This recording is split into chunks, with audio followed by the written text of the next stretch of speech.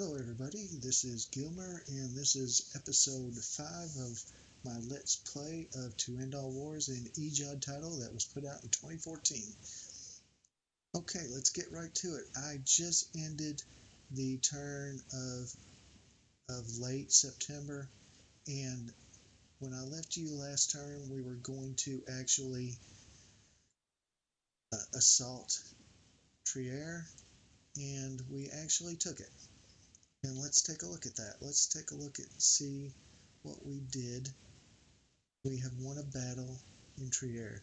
So this was Edward de Castelnau, and yeah, we destroyed this regiment, this, and this regiment, or two elements of militia or whatever was guarding this city or town or whatever. And if you take a look at it, their men showed cowardice during the fighting. Um, you know, whatever. I don't know how you can figure that out, but whatever. On our side, we had a lot of firepower going after them, and our deadly fire ravaged the enemy ranks. This unit destroyed at least one enemy element this round. So yeah, these guys really did some really good work. So we took Trier.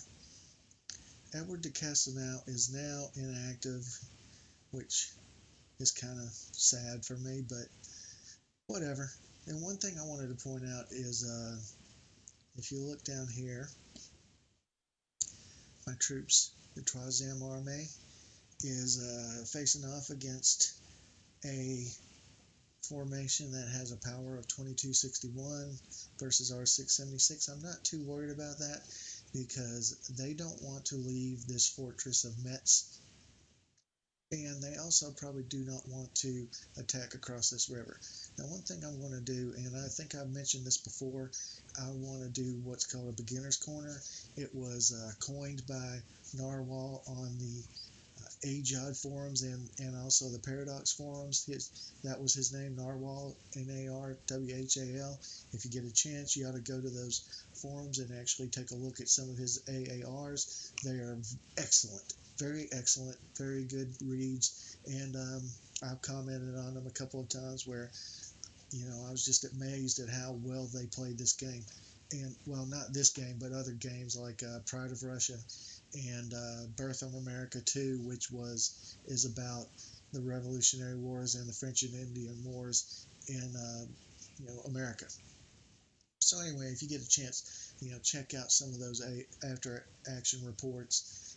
Narwhal against Loki are very good learning tools if you want any kind of pointers or anything to learn about this game. If you check out those AARs, they're very excellent to learn some of the ins and outs and some of the strategy to win some of these games. But anyway, one thing, like I said, I was going to do is a beginner's corner, and I'm going to start my beginner's corner for this turn.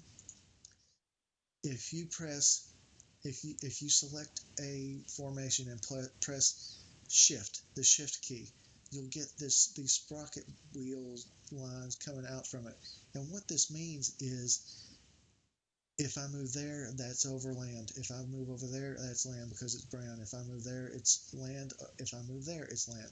If I cross here, I'm crossing a river, and it's a blue line. And if I cross here, it's a blue line as well, which you can't see very well, but it's right there. And one thing that I will not do, if at all possible, I will not attack across rivers. And I might have mentioned this before.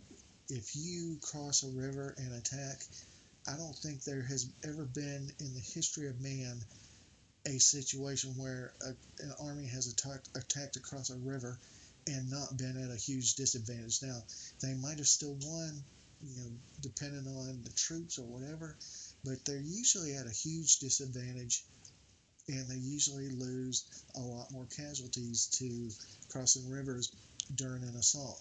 It's just one of those things. And one of the things that you can offset that or mitigate that is if you have a marine unit in your stack, which we actually do not have a marine unit in this stack. And so I'm not going to attack across a river, and I don't expect him to attack across this river, even though he uh, out outnumbers me 3-1 or so, and that's also true of this formation as well in Thionville. I don't expect him to attack in the Luxembourg or any of these others because he would be attacking across rivers. So that's just one thing that to think about. If you attack across a river, you're at a huge disadvantage, and if your forces are fairly equal and you attack across a river, 9 times out of 10 you're going to lose that battle.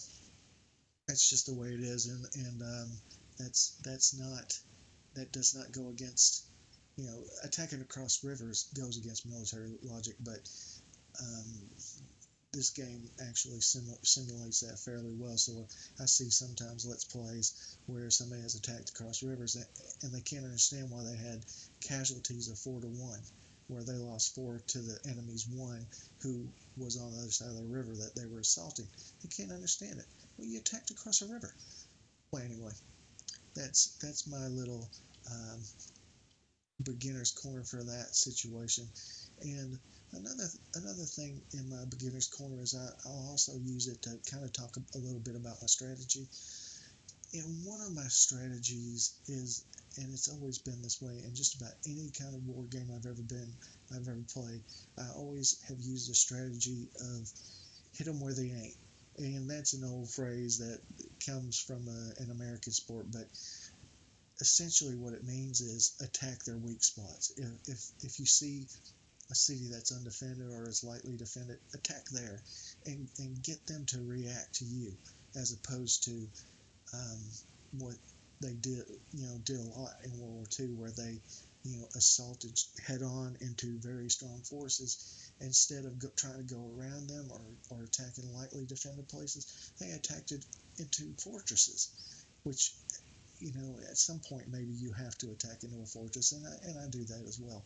But that's one of the things that I like to do. I hit them where they ain't, and this is actually an extension of that logic, an extension of that strategy. Attacking a Luxembourg, hit them where they ain't. There wasn't hardly anybody. There was not hardly anybody in Luxembourg, or I don't even think there was anybody in Luxembourg. So I attacked through Luxembourg, took Luxembourg fairly easy, and then I pushed through to Trier, which was very lightly defended. So what I'm doing is I'm not attacking these strong fortresses. And I think it would be suicide to attack this formation across a river, even if I was 2-1 in advantage, because the German forces are very excellent in this game. And as we all know, that the Prussian military history was a very excellent history. They're great training, great soldiers, and usually have very excellent officers. In most cases, I think during World War, I mean not World War, but I think during Napoleon's time, the Prussian military ethic had kind of fallen off a little bit, and they weren't quite as good. But during the time of Frederick the Great, they were excellent. During World War One, they were excellent. During the Franco-Prussian War, I think they were fairly excellent. Their tactics have always been excellent. And then, of course, in World War Two, uh, the German soldier was almost unmatched in his fighting ability. Usually, when they lost, it was because of a disadvantage of supplies or a disadvantage of material, disadvantage of the war machines. When they were outnumbered in tanks, they would lose, or the Russians had better tanks at some point, and they started losing battles there. And just it wasn't because the soldier wasn't any good. Their soldiers were always in excellent form, excellent training. So no, I'm not going to attack across a river into a formation that has a value of 2261. I'm just not going to do it. Okay, let's take a look at some of the things that happened. Um, this is just some of the rest of the action, and most of it were just planes flying recon missions. Some of them failed. Some of them, actually were successful. And of course, it says here we made a breach in Trier for a total of 2 breaches. Its walls were completely breached, and that's why we were able to take it so easily. Let's see. Troops are now active. Troops are now active. Troops are now active. Not a big deal. You have gained control of Trier and Region Trier from the Central Powers. That's this. Edward Castelnau. The Western Entente has accepted Japan into its alliance. That was what I was hoping for. And this is various messages. And Edward de Castelnau has been congratulated for his actions against the enemy. New Seniority 74. Uh, Generic General has been congratulated. New Seniority 997. And Joseph Joffrey has been congratulated for his efforts against the enemy. New Seniority 51. Now, one of the things that you'll see in this um, filter is sometimes you'll see, such and such general has been congratulated, new seniority, blah, blah, blah, and then it'll say below it, he is now available for promotion. And that's one of the things, and I don't know if I've talked about it too much, but it's one of the things that usually if you get a chance to promote a general, you should just go ahead and do it if it doesn't cost you national morale. And the way you do that is sometimes you'll have to actually pull the general out of formation because he has to be the leader of the stack to be promoted. And then once he's promoted, you can move him back into the stack. But this is okay. This is it. I mean, nobody's eligible to be promoted right now. But if you saw somebody that said, you know, whatever this guy's name is, I think he's just a generic, but if he was eligible for promotion, this button would be red and it would say promote leader, and then it would say something like, um, if you promote him, so and so general will be angered because he feels like he deserves to be promoted before this general, and you will lose something along the lines of 120 victory points and 0 national morale points. When I get that message, I just go ahead and promote them. Victory points are very easy to come by in this game, so I just usually go ahead and promote them. And yeah, so actually we do not have anybody eligible for promotion, although one person I would really like to get a promotion for is this Ferdinand Foch. He's a pretty good general. When he gets promoted, he becomes a very good general to be put at the head of his own army. So I'm hoping he'll get a promotion message very soon, one of these days. And as soon as he does, I will definitely promote him. Let's take a look. Now let's go over here and take a look at Japan. Yeah, Japan is actually,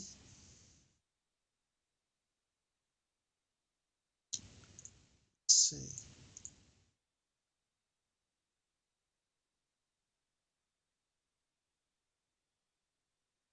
Japan actually has some troops here. It doesn't show them though, for some reason. But you see, it gives me the besieged icon for this German outpost in China, or where this is. It's Tsingtao. It's China or on the Chinese mainland. But whatever it is, Japan is actually besieging this, and they actually have a very strong naval force. If you take a look at this, you can see we could combine these, and it actually gives me a very strong naval force to move out into the Pacific just to kind of patrol and make sure that if there are any German cruisers out here trying to pick up any kind of easy targets, this will stop that. And another thing we want to look at is also Africa and the southern horn of Africa. This guy, his name is Lieutenant General Jan C. Smuts, and he just became active or unlocked. I don't know if he's active. Yes, he is active. But anyway, I want to build this up some because this guy over here is an excellent general.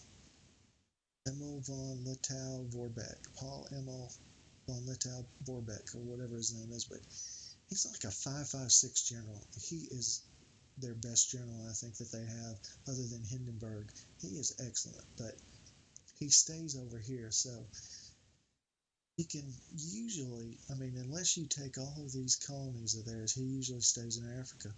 But if you take all of his colonies, sometimes he'll move to the Arabian Middle East theater. But I want to make sure that we have enough troops in South Africa to actually make sure that we do not lose South Africa. So what I'm going to do is Britain, Africa. Oh, okay. I'll build some troops over here. There should be another.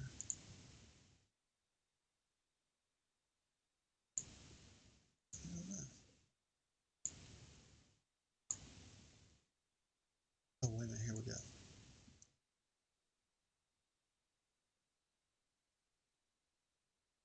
And we'll just build that up a little bit so that this guy doesn't have any desires or feelings that he might move this way. And one of the things that we're also trying to do is we're trying to get Portugal. I think I mentioned that. Trying to get Portugal. They're very close. They're at 91% alignment to Entente. And once they do, I'll be able to move him up through here and then on to Dar es Salaam. But this guy is not powerful enough to take this guy on. So what I need to do, what I'm probably going to do is move some of the British forces when I can build them up fairly well. I will move some of the British forces over. This guy should be, and it's one of the things that kind of annoys me is that he really should be in command of an army. He's not. I mean, he's in command of the British Expeditionary Force, but he's not in command of a. He's not been promoted to the command of a full army. So I'll move him over here and see if I can't get him close enough to Lord Kitchener so that I can actually, let's see, if you select him, it'll tell you how far his area of control is. So he actually will unlock at some point, and I'll be able to move him to the uh, European continent, and then I will promote John French to actual full army command. So right now he's basically just in charge of a strengthened corps is what he's in charge of. So let's see, what else do we want to do? Do I have any free? Yes, I have one free minor diplomat, and I'm going to put it on Greece actually, and just see. And then one other thing I want to do is I want to build some munition plants. And the reason I build two is because one of them is probably going to fail. For some reason, even though I have all the necessary uh, needs or wants for supplies and money, for some reason one usually fails. So that's that. Max entrenchment on the Western Front is now level 3. Level 2 on the Eastern Front and the Balkan fronts. One elsewhere. One elsewhere means here is one of the places. Oh, and this is another place I need to take a kind of look at and make sure that I'm putting my forces in place to actually repel any attacks. And another place that I need to look at is over here. This is if you can see it over here, it is the Persian Gulf, and we own Kuwait. At that time, I guess England controlled Kuwait, and I have the Indian Home Army, and I'm going to put it on Indian transports. I'm going to move them to Kuwait so that they can start possibly attacking up into the Ottoman Empire when they join. So let's see how long it might take for the Ottoman Empire to join. Yeah, see, they're at 95%. So they're going to be joining the central powers within the next 2 or 3 turns. So that's just one of the things. How is Italy looking like? They're 52% aligned to us. So let's see if no. Let's look at objectives. Okay. Let's see. National morale's at 104. 104 was the reason it went from 104 down from 105 is because I did print state funds, and that was -1 morale. And they're up to 91. They jumped from 86 to 91, so one of their decisions actually increased their morale. Good for them. So they won't just lay over and die. And that's actually about it. This is another very short turn, I think, and I am going to, yeah, I think I'm going to end it here. So once again, this is Gilmer. This is my Let's Play of To End All Wars. This is going to be episode 5. This is an Ageod title that simulates World War I. I hope you have enjoyed it, and maybe there will be a little bit more action to show, or at least show the results of a little bit more action. Actually, one thing I do want to do before I leave is I want to move, even though he's inactive, I want to move him up to Bonn just to kind of put him in place so that he'll be besieging this city, because Bonn is kind of like the gateway to Mainz and Frankfurt and Koblenz and Dusseldorf and Cologne, and Essen.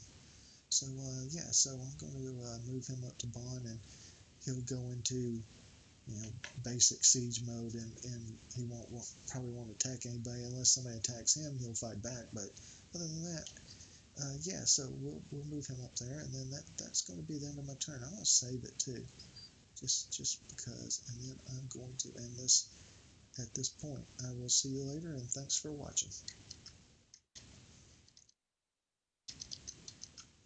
Get to it.